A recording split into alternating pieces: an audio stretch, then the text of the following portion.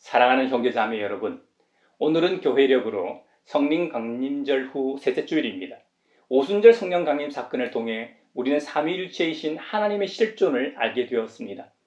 우리는 예수님께서 아버지 하나님께 구하신 보혜사 성령님을 통해 예수님을 구주로 고백할 뿐만 아니라 진리의 영이신 성령님을 통해 하나님께 예배할 수 있습니다. 이제 우리의 마음과 뜻을 다하여 영과 진리로 주님의 이름을 찬양하며 예배합시다. 아멘. 임하소서 임하소서 기름 같은 성령이여 은혜로서 치료하고 사랑으로 삼으시어 나의 영광 나의 삶이 강건하게 보존하다 어두운 세상 밝히다가 들림받게 하옵소서. 내가 하나님께 소리 높여 부르짖습니다. 부르짖는 이 소리를 들으시고 나에게 귀를 기울여 주십시오. 내가 고난당할 때 나는 주님을 찾았습니다. 밤새도록 두 손 지켜들고 기도를 올리면서 내 마음은 위로를 받기조차 마다하였습니다. 주님께서 하신 일을 나는 회상하렵니다. 그 옛날에 주님께서 이루신 놀라운 그 일들을 기억하렵니다. 주님께서 해주신 모든 일을 하나하나 되뇌고 주님께서 이루신 그 크신 일들을 깊이 되새기겠습니다. 하나님, 주님의 길은 거룩합니다. 하나님만큼 위대하신 신이 누구입니까? 주님은 기적을 행하시는 하나님이시니 주님께서는 주님의 능력을 만방에 알리셨습니다. 주님의 백성, 곧 야곱과 요셉의 자손을 주님의 팔로 속량하셨습니다. 셀라. 하나님, 물들이 주님을 베었습니다. 물들이 주님을 베었을 때 두려워서 떨었습니다. 바닷속 깊은 물도 무서워서 떨었습니다. 구름이 물을 쏟아내고 하늘이 천둥 소리를 내니 주님의 화살이 사방으로 날아다닙니다. 주님의 천둥 소리가 회오리 바람과 함께 나며 주님의 번개들이 반짝번쩍 세계를 비출 때에 땅이 뒤흔들리고 떨었습니다. 주님의 길은 바다에도 있고 주님의 길은 큰 바다에도 있지만 아무도 주님의 발자취를 헤아릴 수 없습니다. 주님께서는 주님의 백성을 양떼처럼 모세와 아론의 손으로 인도하셨습니다. 아멘. 세상 모든 욕망과 나의 모든 정욕은 십자가에 이미 못을 박았네. 어두운 밤이 지나고 무거운 짐 벗으니 주의 영이 함께함이라. 성령이 계시네 할렐루야 함께하시네. 좁은 길을 걸으며 밤낮 기뻐하는 것 주의 영이 함께함이라. 자비롭고 은혜로우시며 노하기를 더디하고 한결같은 사랑과 진실이 풍성하신 하나님께서는 우리의 악과 허물과 죄를 용서하신다고 하셨습니다.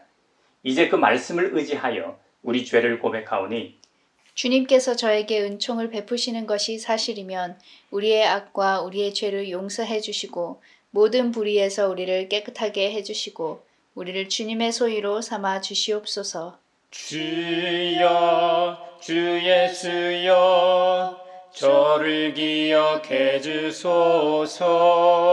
주여 주 예수여 당신 나라 임하실 때 주여 주 예수여 저를 기억해 주소서.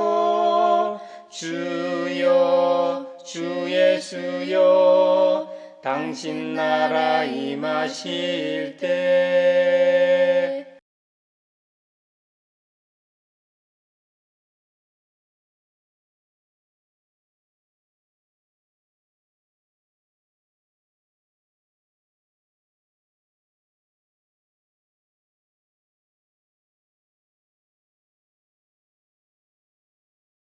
내 이름으로 일컫는 나의 백성이 스스로 겸손해져서 기도하며 나를 찾고 악한 길에서 떠나면 내가 하늘에서 듣고 그 죄를 용서하여 주며 그 땅을 다시 번영시켜 주겠다고 약속하신 우리 아버지 하나님께서 여러분의 죄를 용서하셨음을 주님의 이름으로 선언합니다. 아멘. 아멘. 찬미하여라 오 나의 영혼아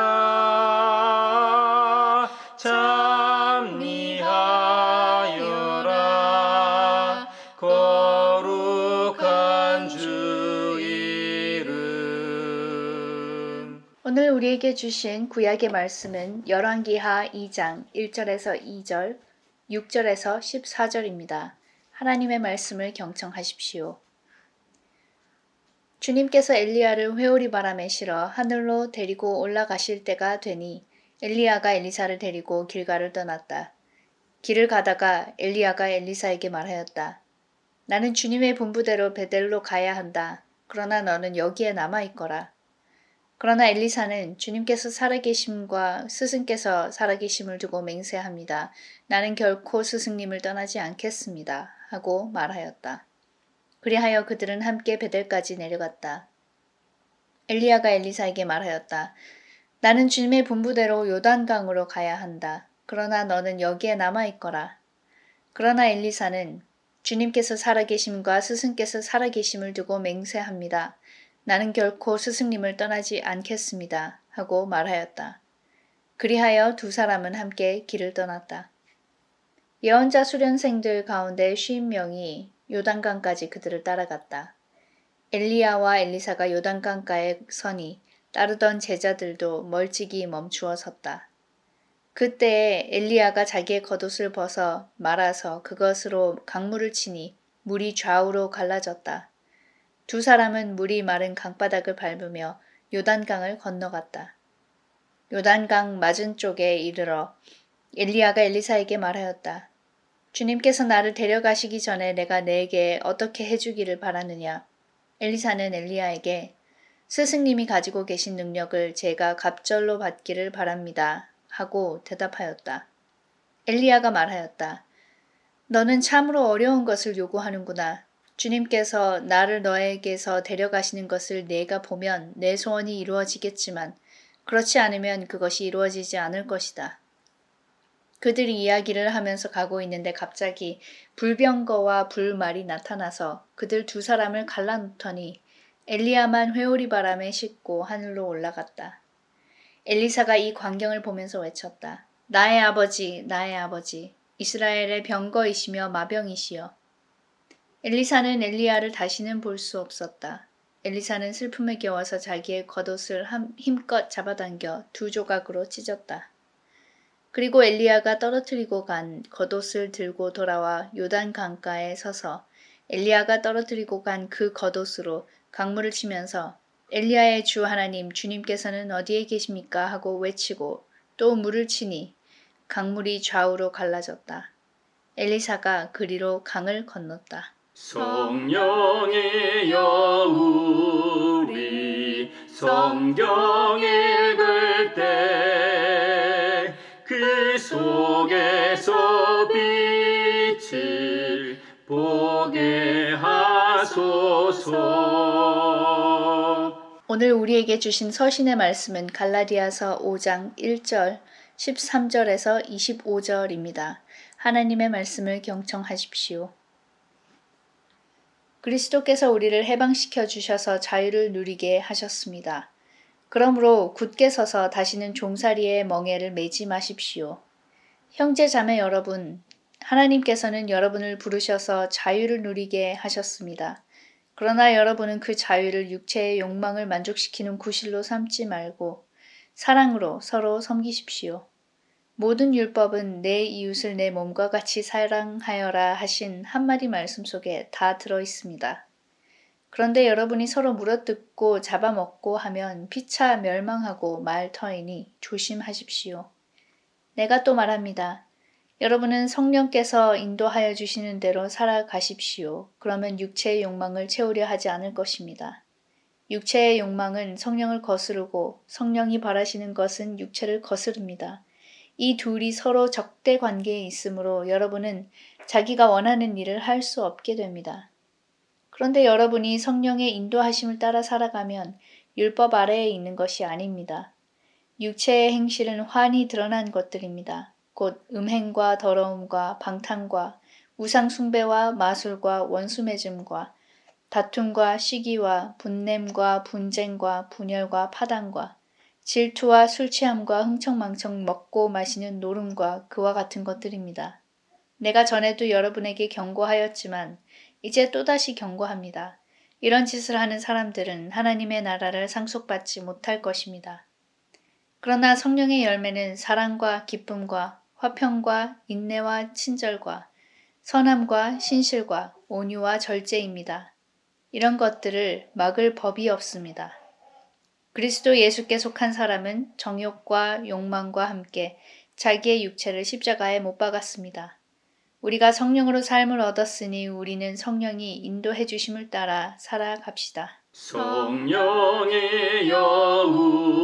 우리 성경 읽을 때 그 속에서 빛을 보게 하소서.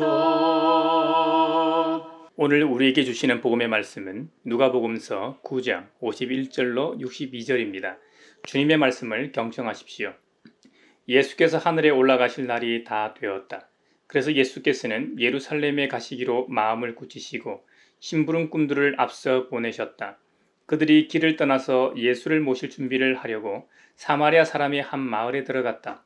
그러나 그 마을 사람들은 예수가 예루살렘으로 가시는 도중이므로 예수를 맞아들이지 않았다. 그래서 제자인 야고보와 요한이 이것을 보고 말하였다. 주님, 하늘에서 불이 내려와 그들을 태워버리라고 우리가 명령하면 어떻겠습니까? 예수께서 돌아서서 그들을 꾸짖으셨다. 그리고 그들은 다른 마을로 갔다. 그들이 길을 가고 있는데 어떤 사람이 예수께 말하였다. 나는 선생님이 가시는 곳이면 어디든지 따라가겠습니다. 예수께서 그에게 말씀하셨다. 여우도 굴이 있고 하늘을 나는 새도 보금자리가 있으나 인자는 머리 둘 곳이 없다. 또 예수께서 다른 사람에게 나를 따라오너라 하고 말씀하셨다. 그러나 그 사람이 말하였다. 주님, 내가 먼저 가서 아버지의 장례를 치르도록 허락하여 주십시오. 그러나 예수께서는 그에게 말씀하셨다. 죽은 사람들을 장사하는 일은 죽은 사람들에게 맡겨두고 너는 가서 하나님 나라를 전파하여라. 또 다른 사람이 말하였다. 주님, 내가 주님을 따라가겠습니다. 그러나 먼저 집안 식구들에게 작별 인사를 하게 해 주십시오. 예수께서는 그에게 말씀하셨다. 누구든지 손에 쟁기를 잡고 뒤를 돌아다 보는 사람은 하나님 나라에 합당하지 않다. 이것은 주님의 말씀입니다. 하나님 감사합니다. 성령이여 우리 성경 읽을 때 그 속에서 빛을 보게 하소서. 사회를 위하여 기도합니다. 올해 여름에도 4대강 사업으로 지어진 보로 인해 녹조가 자주 발생하고 있습니다. 특히 낙동강의 물을 사용하는 농작물에 녹조로 인한 독성 물질이 대량 검출되었습니다. 낙동강에 의지하여 물을 마시고 밥을 짓는 경상도 시민들은 녹조로 환경 피해뿐만 아니라 개인의 건강도 위협받고 있습니다. 국내 다른 강의 보도 마찬가지입니다. 하지만 여당과 대통령은 직접적으로 4대강 사업을 지지하고 야당은 이 문제에 대한 관심이 없으니 문제가 빨리 해결될 것 같지 않습니다. 강들이 병들어 재앙 수준의 환경 파괴와 인명피해가 일어나기 전에 시민들과 정부는 대책을 마련하고 보를 개방하게 하소서. 성령의 은사를 나에게 채우사 주님의 사랑 본받아 나 살게 하소서. 교회를 위하여 기도합니다.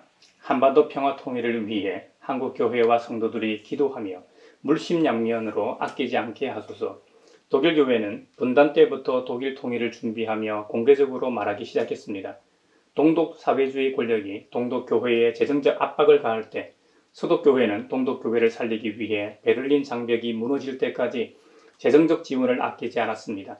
그리고 동독 사회를 변화시키기 위해 소독 교회는 민주주의 포럼과 사회를 깨우기 위한 운동을 주도했습니다. 이러한 노력들이 훗날 촛불 기도회로 번져 베를린 장벽을 무너뜨린 힘으로 작용했습니다. 이를 위해 한국 교회도 종교가 정치적으로 종속되지 않고 독립적으로 남북교회 협력을 위한 정책과 전략을 가지길 원합니다. 또한 남북교회 교류 지원 사업들이 이벤트성으로 끝나지 않고 지속적으로 활성화되길 원합니다.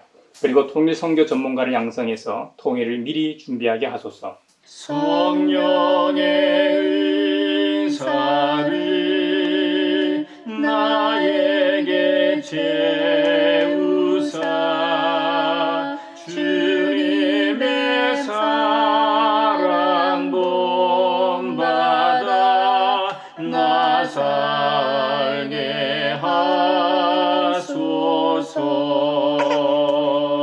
세계 평화를 위하여 기도합니다. 지난주 22일 아프가니스탄 동부에 진도 6.1 규모의 지진이 발생하여 최소 1000명이 사망하고 1500명이 부상을 입었습니다. 아프가니스탄은 지진이 자주 일어나는 지역이지만 경제적 여건이나 재난 대응 시스템이 열악하고 최근 내전으로 사회 인프라가 무너지고 식량이 부족한 상황입니다. 유엔의 도움을 요청한 상황이라 하루빨리 구조의 손길이 닿게 하시고 생존자들을 돕고 마을들이 재건되게 하시고 장기적으로 나라가 국민의 평안한 삶과 인권과 자유를 보장하게 하소서. 성령의 은사를 나에게 채우사 주님의 사랑 본받아 나 살게 하소서. 열왕기하 2장에 보면 불의 선지자 엘리야가 하늘로 승천하는 장면이 나옵니다. 창세기 5장의 에녹처럼 자연적인 죽음을 맛보지 않고 하늘로 올라갔다는 것입니다. 성경에는 육체적 죽음 이후에 하늘로 가지 않고 살아서 하늘로 간 인물이 세 사람이 있습니다. 구약의 에녹과 엘리야, 그리고 신약의 예수님이십니다. 자연적 죽음을 맛보지 않고 하나님께 간다는 것이 어떤 것인지 우리로서는 알 도리가 없습니다. 나중에 천국 가서 에녹이나 엘리야 선배님들에게 물어봐야 알 수 있겠죠. 엘리야는 따라오지 말라고 그의 제자 엘리사에게 말했지만 엘리사는 끝까지 스승과 함께 동행합니다. 엘리야는 주님의 명령에 따라 길갈에서 베델로, 다시 여리고로, 그리고 마지막으로 요단강을 건넌 후 하늘에서부터 내려온 불병거와 불말을 타고 해오리 바람에 의해 하늘로 올라갔다고 성경은 기록하고 있습니다. 그 장면을 엘리사만 본 것이 아니고 예언자 수련생 50명도 함께 그 자리에 있었기 때문에 그들도 함께 목격했습니다. 엘리야는 원래부터 유명한 능력의 사람이었습니다. 정확하게는 엘리야가 능력이 있었던 것이 아니라 그를 사용하신 하나님께서 능력이 있으셨지만 말입니다. 아무튼 사람들은 엘리야를 통해 능력이 나타났기 때문에 그들은 그렇게 생각할 수밖에 없었죠. 엘리야와 엘리사 그리고 예언자 수련생 50명이 함께 요단강 앞에 섰습니다. 그때 엘리야가 자기의 겉옷을 벗어 말아서 그것으로 요단 강물을 쳤습니다. 이때 물이 좌우로 갈라졌습니다. 마치 그 옛날 출애굽할 때 홍해 앞에서 모세가 지팡이를 들고 팔을 내밀었을 때 홍해가 좌우로 갈라졌던 것처럼 말입니다. 두 사람은 50명의 제자들을 남겨둔 채 물이 마른 강바닥을 밟으며 요단강을 건너갔습니다. 이제 주님께서 엘리야를 데리고 갈 시간이 되었습니다. 스승인 엘리야는 마지막으로 제자 엘리사에게 내가 내게 어떻게 해주기를 바라느냐고 묻습니다. 스승의 질문에 엘리사는 간청합니다. 스승님이 가지고 계신 능력을 제가 갑질로 받기를 바랍니다. 여러분, 제가 앞서 언급하였지만 능력은 엘리야가 원래부터 가지고 있던 것이 아닙니다. 하나님의 일꾼으로 사용하시기 위해 필요할 때마다 능력이 나타나도록 하나님께서 주셨기 때문에 가능했던 일이었습니다. 그래서 엘리야도 대답하기를 너는 참으로 어려운 것을 요구하는구나. 주님께서 나를 너에게서 데려가시는 것을 네가 보면 내 소원이 이루어지겠지만 그렇지 않으면 그것이 이루어지지 않을 것이다 하고 이 말을 합니다. 바로 그 이야기를 하고 있는 중에 갑자기 불병거와 불말이 나타나서 엘리야와 엘리사 두 사람을 갈라놓습니다. 이때 엘리야만 해오리 바람에 싣고 하늘로 올라가게 됩니다. 엘리사는 스승을 다시는 볼 수 없다는 사실에 슬픔에 잠겼습니다. 그래서 자기의 겉옷을 잡아당겨 두 조각으로 찢었다고 그 당시에 엘리사의 감정을 묘사하고 있습니다. 이어서 엘리사는 스승 엘리야가 떨어뜨리고 간 그 겉옷을 들고 돌아와 요단강 앞에 서서 스승이 했던 것처럼 똑같이 그 겉옷으로 강물을 치면서 외칩니다. 엘리야의 주 하나님, 주님께서는 어디에 계십니까? 여러분, 그랬더니 요단 강물이 엘리야가 칠 때처럼 좌우로 갈라져서 엘리사는 강을 건너 50명의 제자에게로 돌아오게 됩니다. 여리고에서부터 따라왔던 50명의 예언자 수련생들이 엘리야의 능력이 엘리사 위에 내렸다고 말하면서 땅에 엎드려 절을 하며 엘리사를 맞이하게 됩니다. 그리고 이어서 그 제자들은 엘리사에게 말하기를 자신들을 시켜 스승이신 엘리야를 찾게 하라는 겁니다. 왜냐하면 주님의 영이 엘리야를 들어다가 산 위에다 계곡에 내던졌을까 염려했기 때문이죠. 엘리사는 그럴 필요가 없다고 했지만 제자들은 막무가내로 성가시게 했기 때문에 엘리사는 그들을 보내 찾아보라고 합니다. 그들이 3일 동안 샅샅이 찾아봤지만 엘리야는 그 흔적도 발견하지 못했습니다. 여러분, 엘리야는 어디로 떠나거나 사라진 게 아닙니다. 엘리야는 엘리사를 비롯하여 50명의 제자들이 보는 앞에서 자연적 죽음을 맛보지 않고 하늘로 올라갔습니다. 이것을 믿는 것이 믿음입니다. 하긴 직접 보고도 믿지 못했던 제자들이 있었으니 우리가 살아가는 이 시대에 수많은 사람들이 믿지 못하는 것이 어떻게 보면 자연스러운 현상인지도 모르겠습니다. 하지만 우리 예수님께서 믿음 없는 제자들을 나무라셨던 것처럼 이것은 믿음의 문제입니다. 주님께서 아버지 하나님께 간구하여 보내신 보혜사 성령님을 통해 알게 되는 것입니다. 원래 엘리야는 길갈을 거점으로 사역을 하고 있었습니다. 이곳은 학자들에 의하면 이스라엘 백성들이 출애굽 후 가나안 땅에 처음으로 진을 친 길갈과는 다른 장소로 알려져 있습니다. 처음으로 진을 쳤던 길갈은 그곳에서 할례도 행했고 유월절도 행한 곳이죠. 나중에는 사무엘이 그곳에서 이스라엘 백성들을 다스렸을 뿐만 아니라 그곳에서 사울에게 기름을 부어 최초로 왕으로 세운 것도 길갈이었습니다.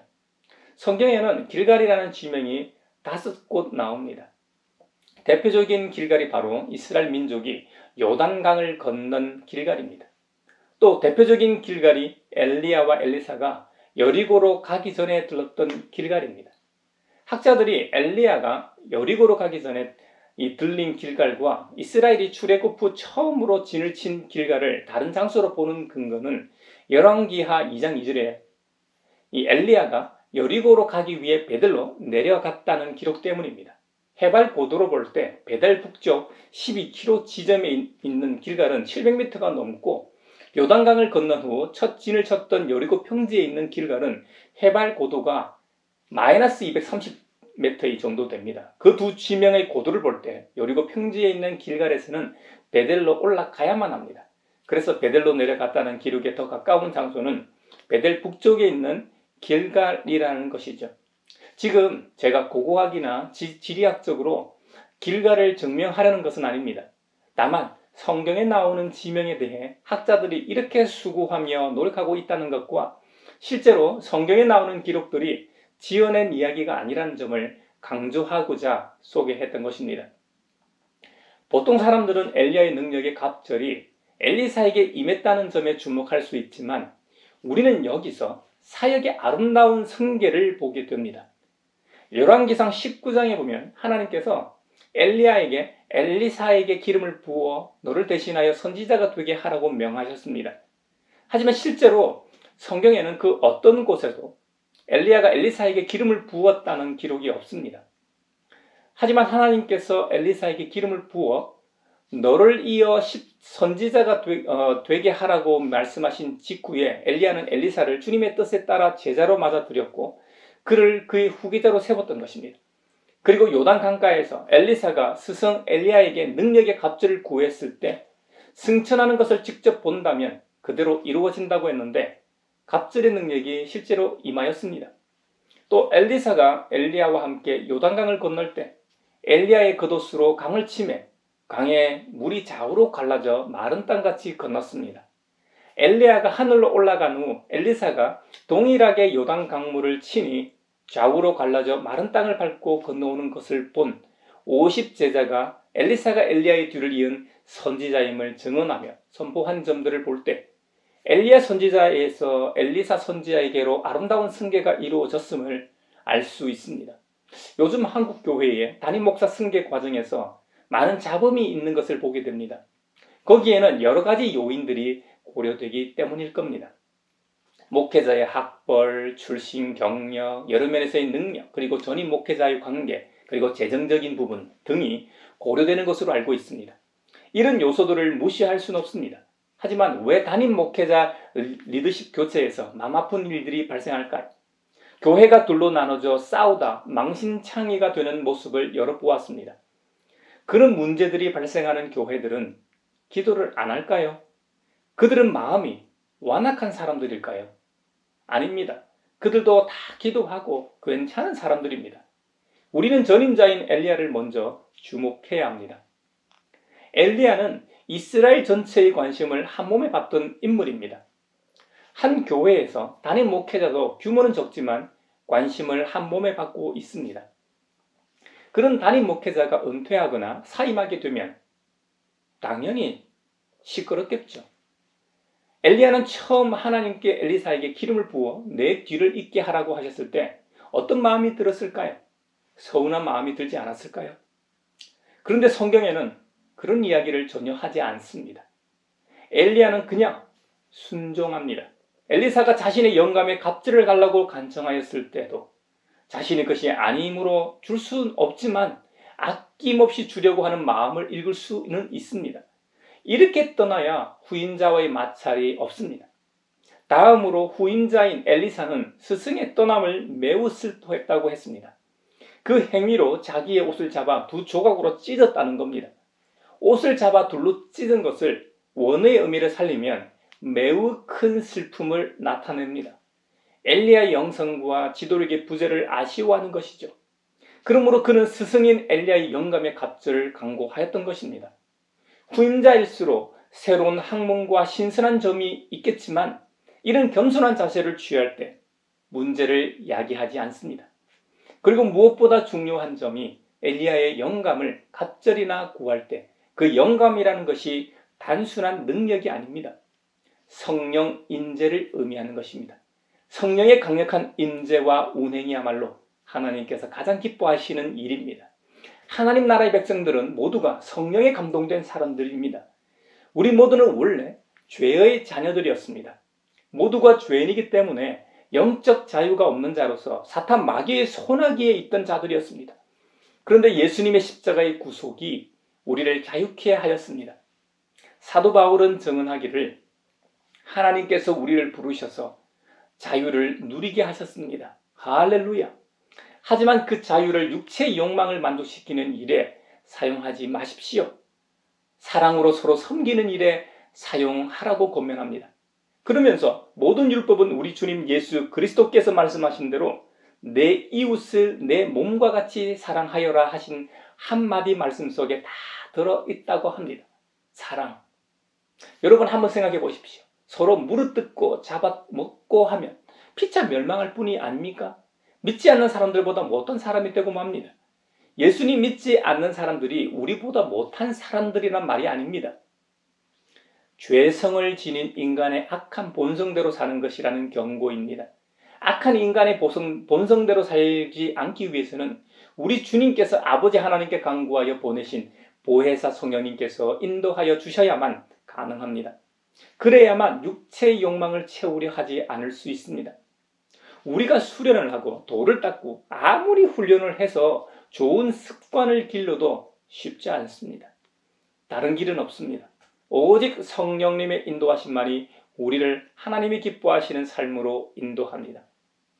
갈라디아서 5장에서는 육체의 행실을 이렇게 언급합니다.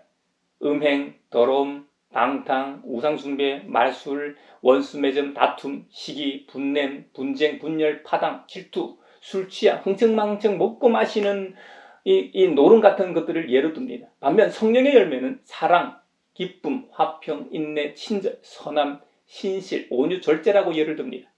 성령에 사로잡힌 사람, 즉 성령의 감동을 받은 사람은 세속적 요소인 정욕과 욕망과 함께 자기 육체를 십자가에 못 박았다고 강조합니다. 갈라디아서 2장 20절에 보면 나는 그리스도와 함께 십자가에 못 박혔습니다. 이제 살고 있는 것은 내가 아닙니다. 그리스도께서 내 안에서 살고 계십니다.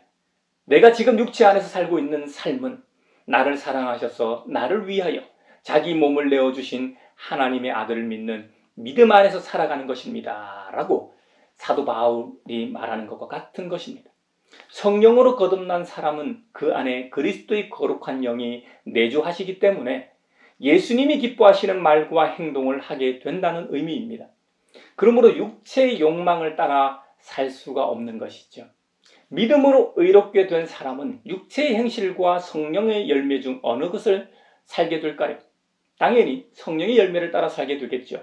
하지만 그 성령의 열매라는 것이 육체의 행실을 통해 나타나게 된다는 점을 우리가 기억해야 합니다. 사람이 천사의 말을 해도 사랑이 없으면 아무 유익이 없다고 했습니다. 천사와 같은 말을 하는 것도 나의 입술입니다. 사랑의 말을 하는 것도 내 입술입니다. 타인을 비난하고 저주하고 축복하는 것도 내 입술을 통해 하게 됩니다. 사랑과 희락과 화평과 오래 참음과 자비와 양성과 충성과 온유와 절제와 같은 9가지 성령의 열매는 반드시 육체의 행실을 통해 나타날 수밖에 없습니다. 그 말은 우리의 성령의 열매는 타인을 통해 증거된다는 말이기도 합니다. 한 사람의 그리스도인이 참으로 진실된 그리스도인인가 그 사람 입을 통해 증거되는 것이 아닙니다. 그 사람을 잘 아는 사람들을 통해 타인을 통해 증거되는 것입니다. 지역사회에 위치한 교회 공동체도 마찬가지입니다.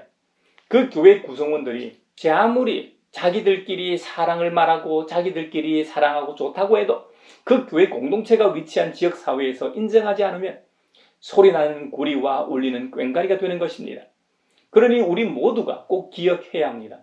성령의 열매는 육체의 행실을 통해 나타납니다. 그래서 우리 주님도 마태복음 5장 산산수훈 8복 다음에 말씀하시기를 너의 빛을 사람에게 비추어서 그들이 너희의 착한 행실을 보고 하늘에 계신 너희 아버지께 영광을 돌리게 하여라고 말씀하셨던 것입니다. 예수님이 어떤 분이십니까? 우리의 죄를 위해 십자가에 달려 돌아가신 하나님의 아들 구세주이십니다. 누가복음 9장 말미에는 그 주님 예수 그리스도를 따라가는 제자들이 갖추어야 할 자세 몇 가지를 언급하고 있습니다. 예수님과 제자들이 사마리아 한 동네에 들어갔습니다. 그런데 그 동네에서 예수님을 영접하지 않았습니다. 그래서 제자들 중 특히 야고보와 요한이 이것을 보고 씩씩거리며 예수님께 말합니다. 주님, 하늘에서 불이 내려와 그들을 태워버리라고 우리가 명령하면 어떻겠습니까? 살벌합니다. 고대 어떤 사본에는 엘리야가 한 것 같이 우리가 불을 내려 그들을 태워버리게 하소서 한 것도 있습니다. 사랑의 사도인 주님의 제자들의 말이라고 믿어지지 않을 정도입니다. 제자들 입장에서는 예수님께서 그동안 하신 일을 생각하면 괘씸하다는 마음이 들었을지도 모르겠습니다. 이 살벌한 말을 들은 예수님께서는 야고보와 요한을 꾸짖으시고 다른 마을로 가자고 하셨습니다. 고대 어떤 사본에는 꾸짖으시고 말씀하시길 너희는 어떤 영에 속해 있는 줄을 모르고 있다. 인자가 온 것은 사람의 생명을 멸하라고 함이 아니라 구원하려 온 것임을 기억하라고 했습니다. 이것은 그리스도의 제자는 겸손과 섬김은 말할 것도 없고 포용할 줄 알아야 한다는 것을 보여주는 장면입니다. 여러분, 우리도 예수님 믿고 너무 좋으니까 가까운 지인들에게 복음을 전할 때가 있지 않습니까? 그런데 되려 돌아오는 것은 삐딱한 말이나 조롱, 적대적 자세로 노골적으로 거부하기도 합니다. 그러면 당연히 우리도 감정이 있기 때문에 기분이 나쁘죠. 그런 일이 여러 번 반복되면 우리도 복음 전하려는 마음은 온데간데 없고 함께 언쟁하며 싸우기까지 합니다. 당시 사마리아인들은 예루살렘이 아닌 자기들이 위치한 사마리아에서 예배를 드렸습니다. 그래서 요한복음 4장에서 수가성 사마리아 여인도 예배하는 장소에 대해서 유대인인 예수님께 어디서 드리는 것이 옳은지 물었던 것입니다. 사마리아인들 입장에서는 자신들과 다른 장소에서 예배를 드리러 가는 예수님 일행을 배척했던 것이죠. 그랬더니 예수님의 제자들 역시 벼락을 내려 그들을 멸망하겠다고 버럭 화를 낸 것이죠. 이것은 우리를 이해하지 못해 적대적인 자세를 취하는 사람들이 있다면 그들에게 똑같이 적대적으로 대하지 말라는 의미입니다. 요즘 정치인들 같이 야고보와 요한의 태도가 우리의 내부 결속을 위한 일같이 보입니다. 하지만 내가 믿는 것을 상대방이 받아주지 않는다고 해서 그것을 자존심과 연결시켜 미워하고 공격하면 되겠습니까? 이것은 예수님을 따르는 제자의 모습이 아닙니다. 이런 일은 정치인들이 잘못했음에도 자기 편을 드는 추태와 다를 바 없습니다. 신앙에도 편협한 근본주의는 경계해야 합니다. 복음은 편협하지 않습니다. 혼합주의는 경계해야 하지만 포용하는 자세는 미덕임을 기억합시다. 주님은 예수님을 따르는 사람으로서 앞만 보고 전진하라고 말씀하십니다. 신앙생활은 취미생활하듯이 시간이 남으면 신경 써서 하는 것이 아닙니다. 제자가 된다는 것은 다른 모든 것을 제쳐놓고 예수님을 따르는 것입니다. 복음을 위한 일을 최우선으로 삼는 것입니다. 우리가 복음을 위해 우리의 모든 것을 포기한다 하고 해서 거지로 사는 것이 아닙니다. 주님은 먼저 하나님의 나라와 의를 구하기만 하면 생활의 기본은 책임지신다고 말씀하신 바 있습니다. 그렇다고 생활 보장을 바라고 제자가 되는 것도 바람직한 것은 아닙니다. 노숙자 처지가 되어도 개의치 않겠다는 각오와 자세로 제자의 삶을 선택해야 한다는 말입니다. 여러분, 우리도 마찬가지지만 유대인에게 있어 죽은 자를 장사 지내는 것은 다른 모든 것에 앞서 치러야 할 종교적 의미였습니다. 유대인들이 그렇게 중요하게 여기는 율법 공부도 이것보다 긴급하진 않았습니다. 더구나 부친을 장사하는 것은 가장 급박한 일임에 틀림없었습니다. 그런데 오늘 본문에서는 예수님께서 그 일보다 주님을 따르는 것이 더 중요하다고 말씀하십니다. 그리고 그보다 덜 중요한 가족과의 작별 인사조차도 시간이 없으니 하지 말라고 말씀하십니다. 그래서 누구든지 손에 쟁기를 잡고 뒤를 돌아보는 사람은 하나님 나라에 합당하지 않다고까지 말씀하셨던 것입니다. 이것은 과장법임을 알아야 합니다. 예수님께서 제자들의 부친 장례를 참석하지 못하게 하거나 가족들에게 예의를 갖추어서 작별 인사를 못하게 했을 리가 없습니다. 그것은 하나님 나라의 긴급성에 대한 역설적 표현입니다. 예수님을 따르는 일, 제자가 되는 일은 세상에서 가장 중요한 일이라는 것이죠. 그리스도인의 삶의 목적이 여기에 있습니다. 이것이 삶의 의미요, 보혜사 성령님이 이끄시는 인생입니다. 우리는 예수님의 후계자로서 작은 예수로서 기독 시민으로 살아가야 합니다. 다시 말하면 기독 시민으로서 기독 시민 공동체로서 더불어 살아갈 때 하나님께 영광이 된다는 의미입니다. 보혜사 성령님께서 저와 여러분과 함께 하실 겁니다. 이번 한 주간도 우리 모두가 예수님을 따르는 자로서 잘 살아내길 바랍니다.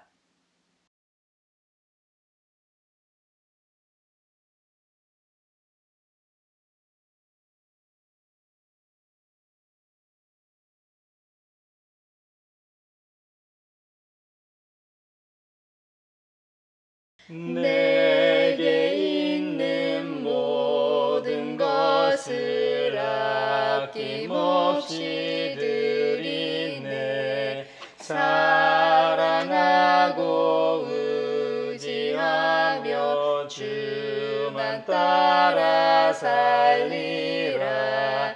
주께 드리네. 주께 드리네. 사랑하는 구주 앞에 모두 드리네.